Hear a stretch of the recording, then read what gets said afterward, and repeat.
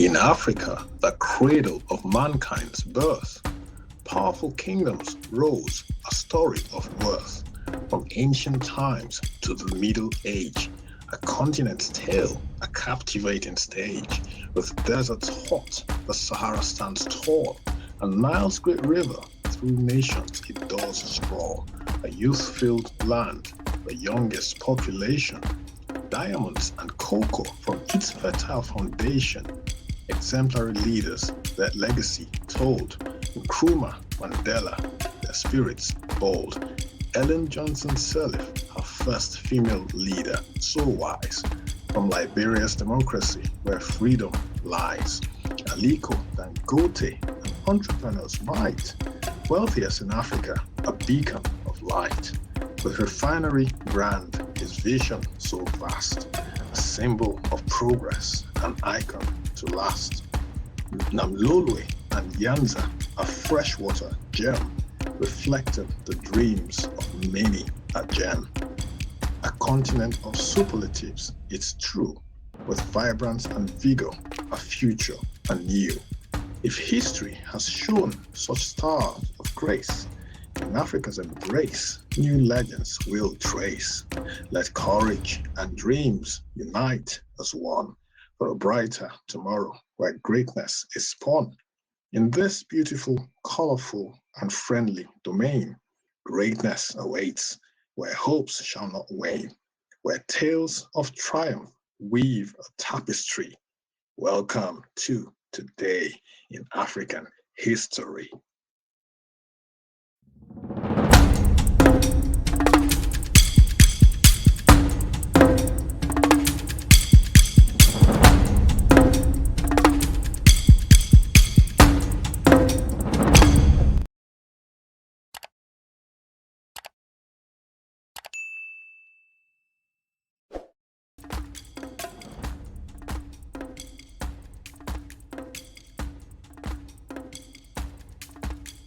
Pictured here is Charles Frank Bolden Jr., the former administrator of NASA, born on this day, August 19th, 1946, in Columbia, South Carolina, United States of America. Bolden was the first permanent African American administrator of NASA, and is also a retired United States Marine Corps Major General and a former NASA astronaut. Bolden graduated from the United States Naval Academy in 1968 with a Bachelor of Science degree in Electrical Science. He served in the Vietnam War as a pilot and flew between 1972 and 1973 over 100 sorties in North and South Vietnam, Laos, and Cambodia. He was selected as an astronaut candidate in 1980, became an astronaut in August of 1981, and served as an astronaut until 1994. While in service as an astronaut, he logged over 680 hours in space, which included 4 space flights. Bolden's leadership on Earth transferred to space, where he piloted the Space Shuttle Columbia, piloted the Space Shuttle ST-31's Discovery, commanded the crew of the Space Shuttle Atlantis, and commanded the crew aboard the Space Shuttle STS-60's Discovery. President Barack Obama selected Bolden as the administrator of NASA in 2009, and he was confirmed by the United States Senate on the 15th of July 2009. Bolden served as the administrator of NASA until January 20th, 2017. So Charles Frank Bolden Jr., former administrator of NASA, born on this day in 1946. He was the first permanent African American administrator of NASA, a retired United States Marine Corps Major General, and a former NASA astronaut. So it's happy birthday Charles Frank Bolden Jr. Born on this day in 1946, that would make him 77 years old today.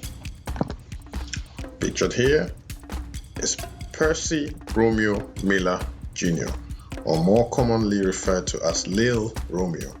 He is a celebrated American personality, born on this day in 1989 in New Orleans, Louisiana.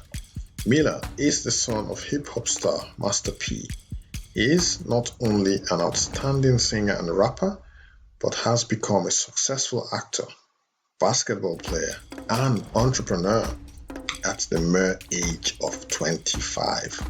While Miller has been affiliated with a host of signing records, most notably No Limit Records, the new No Limit, and Gutter Music, he has consistently released popular albums since the early 2000s, which sets the great rapper apart from others in the field is the fact that he is the youngest musician to hold the number one slot on the Billboard 200 list, a feat previously held by Michael Jackson, the Michael Jackson. So Percy Romeo Miller Jr., more commonly referred to as Lil Romeo, celebrated American personality, born on this day in 1989. He is a hip-hop star, he's a rapper, he's a basketball player, he's a successful actor, he's an entrepreneur. He successfully became all these by the age of 25. Absolutely fantastic. Next, last but not least, his name is Robert C. Maynard. Born 17th of June 1937, he sadly passed on this day, August 19th, 1993. He was the first African-American editor and owner of a major daily newspaper in the United States of America. He was known as a trailblazing journalist who led efforts to desegregate newsrooms and educate minority students to pursue careers in journalism. In 1979, Maynard became the editor of the Oakland Tribune, based in California, which had been called the second worst newspaper in the United States at the time. But he quickly turned it around and purchased the paper in 1983, making him the first African American to own a major metropolitan newspaper. The Tribune subsequently won hundreds of awards, including a Pulitzer Prize in 1990 for its coverage of the Loma Prieta earthquake. Maynard also received dozens of awards, including 8 honorary doctorates and the Elijah Paria Lovejoy Award, named for the abolitionist who was killed by a pro-slavery mob in Illinois in 1837. Despite being a high school dropout, Maynard stressed the importance of education and advised young people to stay in school. In 1977, he and his wife, Nancy Maynard, founded the non-profit Institute for Journalism Education in Berkeley, California, renamed the Robert C. Maynard Institute for Journalism Education after his death. The institute has trained and placed, wait for this, more non-white journalists than any other single institution in the country. You see why it's important to follow your dreams. You see why it's important not to listen to naysayers, not to allow people to say that you cannot do what you want to do. Now look at what this guy did. In the end, his institute has trained and placed more non-white journalists than any other single institution in the country, just because of one man who dared to follow his dreams. So can you, watching this, man, woman, boy, girl, follow your dreams. Do not let anyone stop you. That's the end of today's Today in African History. If you're here for the first time and you like what we're doing, do like this video, subscribe to the channel, turn on your notification bell, and you will be notified whenever we upload a video. If you're a returning visitor, you haven't subscribed to the channel yet and you like what we're doing, why not subscribe? Turn on your notification bell. I'm sure you know the drill. Take care, and I'll see you again tomorrow, August 20th. Take care of yourself. Bye for now.